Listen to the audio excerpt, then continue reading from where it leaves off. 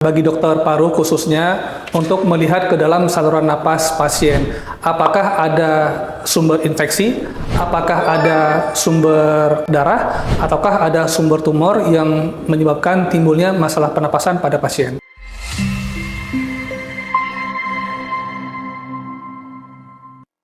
Halo Sobat Permata, saya Dr. Januar, dokter spesialis paru di Rumah Sakit Permata Cibubur.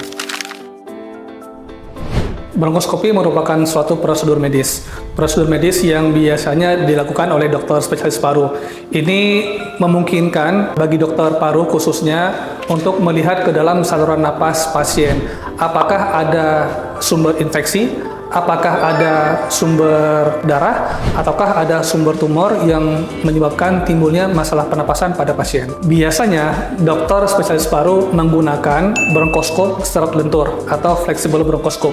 Tapi pada sebagian kasus, dokter paru atau pulmonologis juga menggunakan bronkoskop yang kaku untuk memungkinkan mengambil sampel yang lebih besar.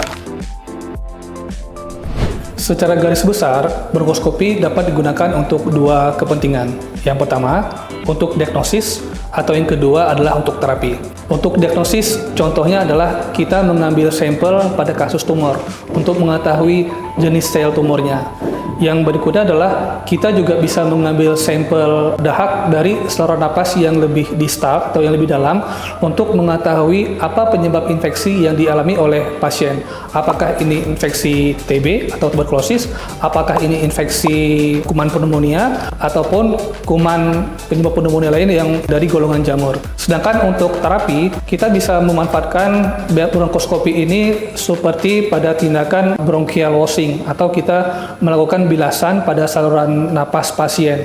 Umumnya pada pasien yang punya dahak yang begitu kental dan tidak memiliki refleks batuk yang begitu baik.